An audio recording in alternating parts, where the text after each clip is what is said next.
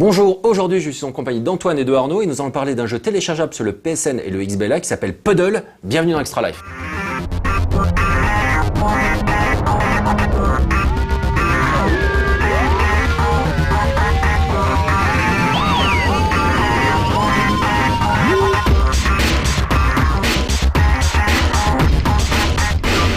Alors, commencez un petit peu par nous dire ce que vous avez fait sur le jeu. Donc, quels sont vos postes à chacun? Donc moi je suis programmeur et je me suis occupé de tout ce qui était code et on a aussi tous participé en fait au game design et à trouver le concept, à travailler sur les levels et autres. Donc voilà, du code et du game design. D'accord. Et moi je me suis occupé de faire des glouglous et des petites musiques. Donc toi tu étais chargé de toute la partie son. Toute la partie son, ouais. Donc sound design ou également la musique. Les deux. Les deux en fait, vraiment musique et son. Donc les musiques c'est toi aussi qui t'en es occupé. Enfin tu les as composées. C'est moi qui les ai composées, c'est moi qui tout. Elles sont cool. J'ai bien aimé quoi. Je pensais que c'était carrément des gens extérieurs qui avaient rapporté les musiques, voire que ça avait été acheté. Non, c'est fait main. Ouais. Okay. Fait maison, à la maison. Est-ce que vous pouvez nous parler un petit peu de la jeunesse du projet et comment l'équipe s'est constituée justement autour de Puddle? Antoine. Alors le projet en fait c'est un projet étudiant à la base qui a été fait à l'Engmin, qui est l'école du jeu vidéo à Angoulême. Ouais. Et c'est venu en fait pendant un cours d'anglais où on avait un petit pitch à présenter. En cours d'anglais on avait un pitch à présenter en 10 minutes en anglais. Et on a commencé à discuter avec quelques collègues et puis on a commencé à parler de jeux de liquide et faire on pourrait faire un jeu avec des liquides un peu axé sur la science, des réactions chimiques et autres. Et donc on fait le pitch, on présente, machin, hop, cool. Puis après, en première année, on a des mini-projets à faire qui sont censés être des expériences de jeu de 10 minutes découvertes par un novice. Du coup, on fait mais le pitch qu'on avait fait en anglais, c'est cool, on a continué à en parler et petit à petit, il y a d'autres gens qui se sont greffés sur le projet, qui étaient intéressés. Et, voilà. Après, on a fait avancer le projet à ce moment-là pour faire notre pitch, notre projet de première année. Et ça remonte à combien de temps? Ça c'était du coup en 2009, je pense. Okay. 2009. Et donc vous étiez combien à avoir bossé sur le jeu? À ce moment-là, on était 5 ou 6. 6, ouais. Et donc ça, c'était un projet étudiant au sein de l'Engmin. Et ensuite, lorsque vous avez fini vos études, vous avez continué à développer le jeu via un autre studio. Comment ça s'est passé exactement? La transition école et puis marché du travail. Il se trouve qu'à l'école, on a la chance d'avoir un intervenant qui est Thierry Perrault, qui est le directeur créatif de Neko. D'accord. Et donc qui a repéré le jeu quand on l'a présenté au jury la première année, et qui a vraiment beaucoup aimé le jeu, qu'il a présenté du coup aux responsables de Neko. Mm-hmm. Et ça leur a plu, on a discuté avec eux, on a gagné après l'année suivante un prix à l'Independent Game Festival à San Francisco.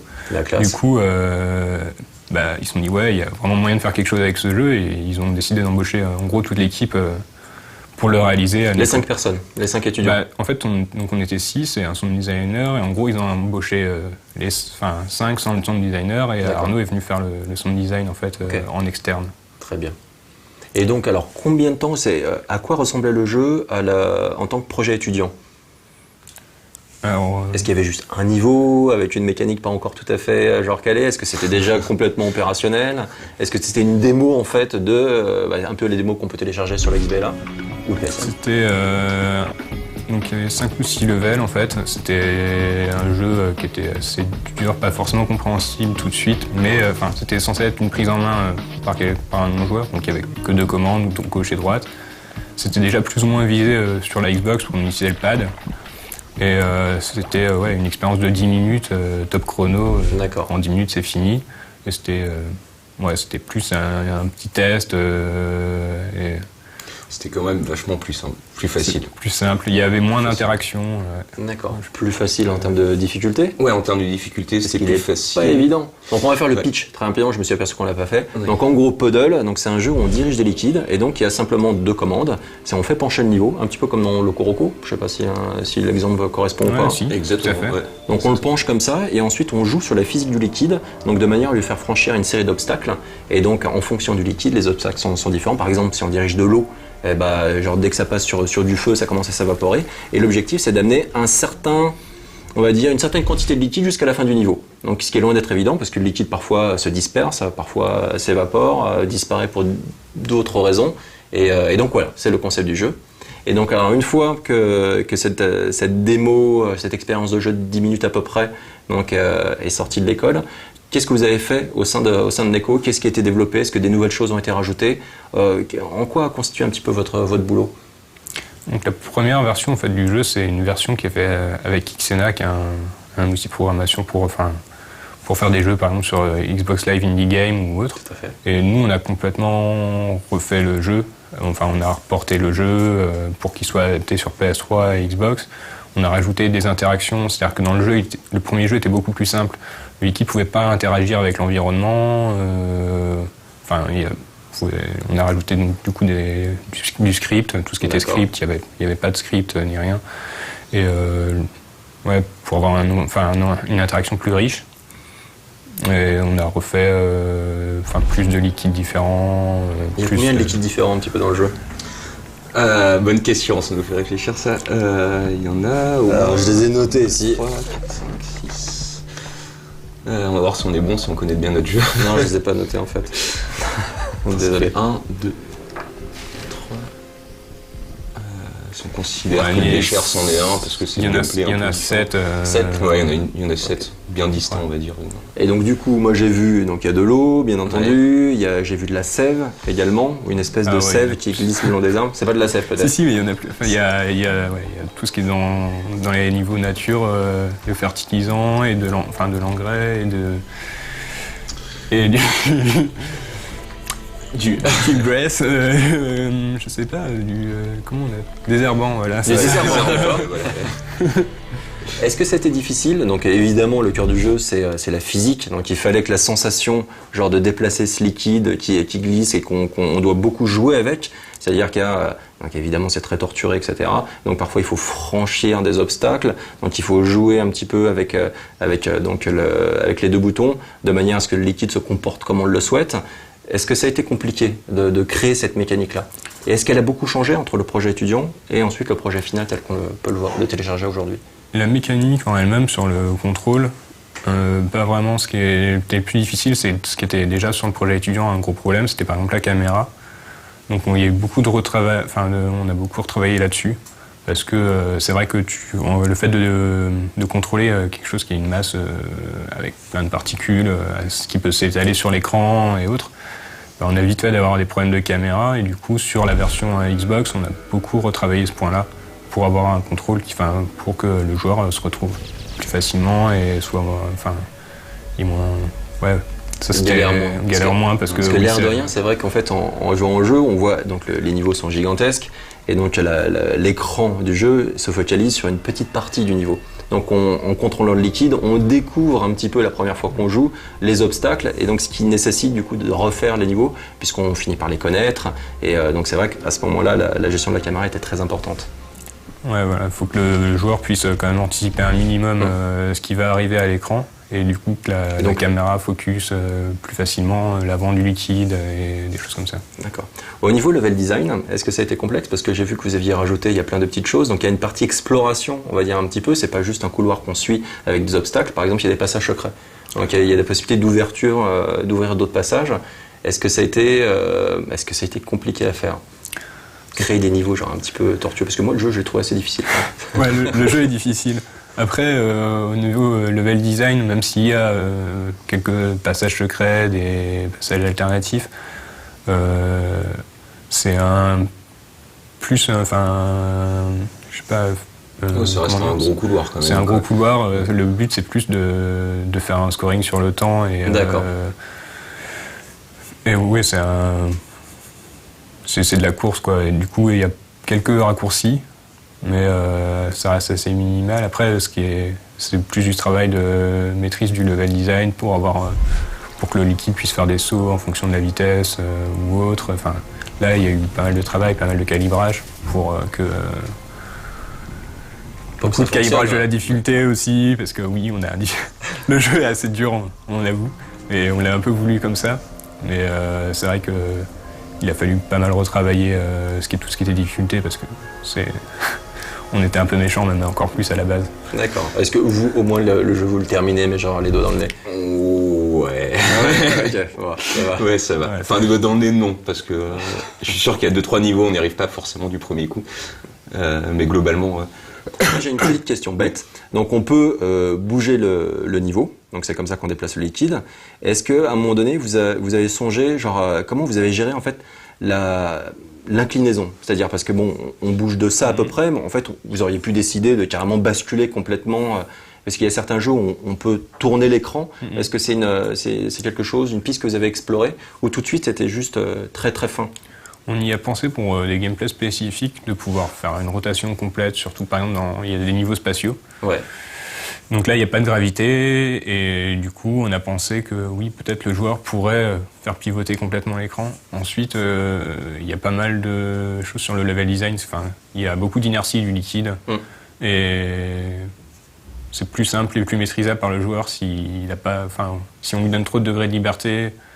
On a souvent tendance à appuyer à fond pour faire tourner le level complètement et pas forcément mesurer la dose sur sa gâchette. Est-ce qu'on paye très rapidement si on le fait pas? Voilà. Genre on veut basculer, genre c'est bon, on va faire filer le liquide, et puis on s'aperçoit qu'en fait non, il fallait aller tout doucement là parce qu'on fait complètement griller sa petite quantité de liquide. Du coup, si on donne plus de degrés de liberté aussi aux joueurs, ça pose des problèmes à ce niveau-là. Du coup, on a préféré se limiter à avoir toujours le même angle en fait, quels que soient les niveaux, que le joueur se retrouve toujours et toujours le même angle de. D'accord. ça au moins il a un contrôle commun du début jusqu'à la fin. On va dire que la variable de difficulté, elle est gérée différemment sur la fréquence des obstacles. C'est pas mal try. Die and retry. Ouais, voilà. Donc ça, c'est un peu...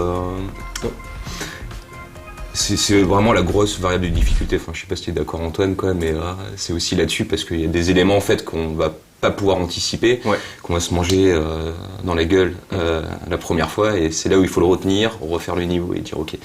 Non, je me souviens que c'était à peu près ici. Maintenant, comment je vais le prendre? Est-ce que j'envoie à fond ou est-ce que j'y vais tranquillement? C'est un peu cette mécanique en fait qui revient régulièrement, et ensuite ça va être arriver à intelligemment essayer d'espacer ces obstacles en fait tout au long, quoi, en essayant de faire une courbe de difficulté sympa du début jusqu'à la fin en fait, quoi. Au niveau du temps de développement, donc ça a pris combien de temps pour le finaliser le projet au sein de Neko? En fait, on a mis 1 an et demi. 1 an et demi. En sachant que la plus grosse partie du développement, enfin pendant 6 mois, on était en stage et on a commencé à faire une démo, enfin jouable du jeu. Ensuite, on a fait réaliser vraiment le jeu pendant 6 autres mois, et après 6 autres mois où c'était surtout du portage Xbox, du test et autres. Voilà, c'est à peu près.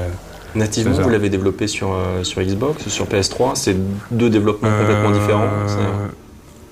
Globalement, le jeu est développé sans se poser vraiment de questions de plateforme, c'est-à-dire qu'il marche sur PS3, il marche sur Xbox, il marche sur PC, enfin voilà. D'accord.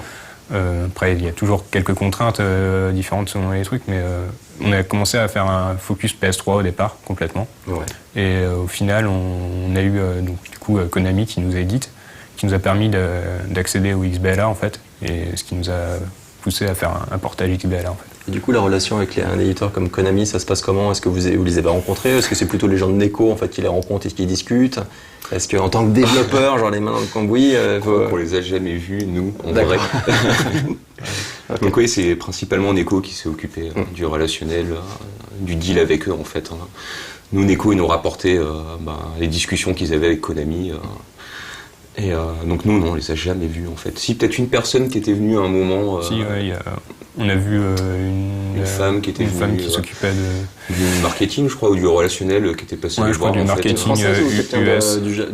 US, une américaine. Bien. Et du coup, maintenant, aujourd'hui, clairement, quand on voit Puddle, on se dit, ça pourrait marcher super bien sur iPhone, iPad, etc. Est-ce qu'il y a des projets d'adaptation du jeu sur d'autres plateformes? Et sachant que, autre question, donc j'ai appris que vous aviez en fait depuis quitté Neko, donc à la fin du projet.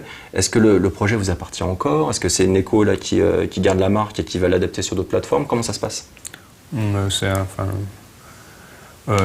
fait, c'est-à-dire que c'est un contrôle qui est bilatéral du projet. En fait, Neko peut continuer à faire des projets Puddle, mais avec notre accord et ainsi de suite. Vous avez toujours un droit de regard. On a toujours un droit de regard et vice versa plus ou moins quoi. Du coup pour l'instant ça a été envisagé des versions tablette ou iPhone. Est-ce que tu auras l'occasion de bosser dessus du coup si ça sort? Est-ce que tu vas retourner un petit peu bosser pour Neko ou est-ce que tu es sur d'autres pistes là en ce moment? Parce que clairement, t'as un jeu qui marche super bien, genre tu devrais pas avoir trop de mal à retrouver du taf ailleurs. Et surtout que j'ai vu, par exemple, il y a un programmeur français, Omar Cornu, qui a lui aussi bossé vachement sur la mécanique des liquides, qui était un programmeur qui avait bossé sur Soul Bubbles et qui ensuite est parti au Japon et qui a bossé sur les Pixel Junk par exemple, et qui depuis est parti chez Molecule. Donc est-ce que toi également tu envisages, est-ce que tu veux continuer à bosser en France, est-ce que tu veux bouger ailleurs, comment tu vois ton avenir comment maintenant? En fait, Puddle, c'est donc un projet étudiant et on a plus ou moins l'équipe, c'est plus ou moins dispersé.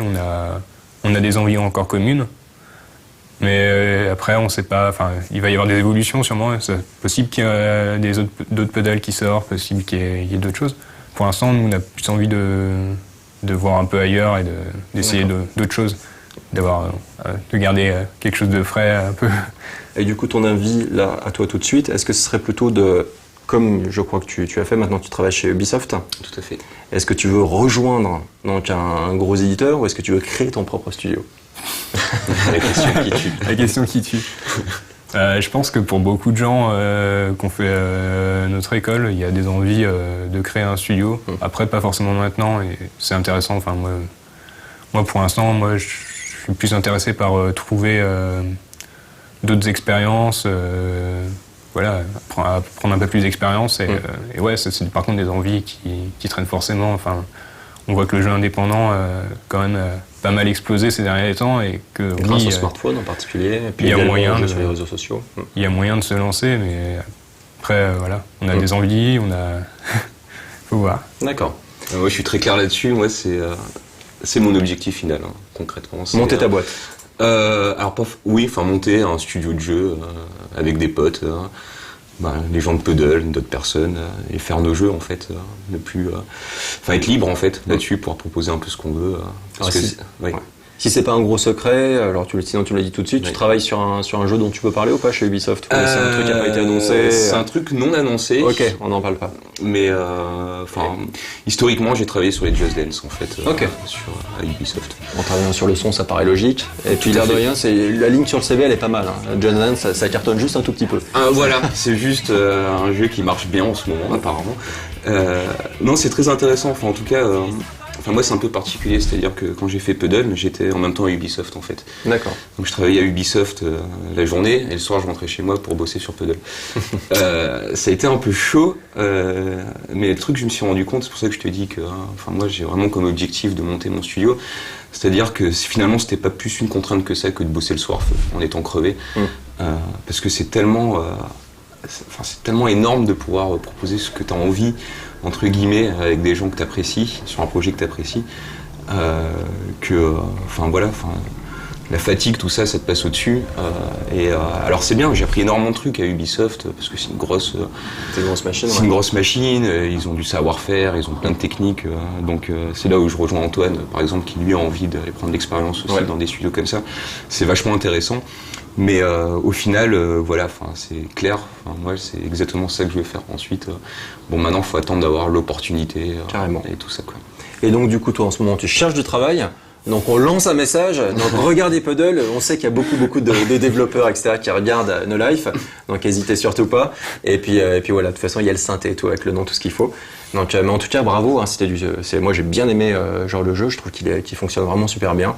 Et félicitations. Et donc, j'espère que ça se passera très bien pour la suite et que vous pourrez peut-être créer votre studio ou en tout cas accumuler en termes d'expérience chez d'autres gens. Et puis voilà. On espère aussi. On est très heureux super d'avoir pu participer à cette émission. Et merci. Merci à vous. Merci. On se retrouve bientôt pour un prochain Extra Life. Salut tout le monde.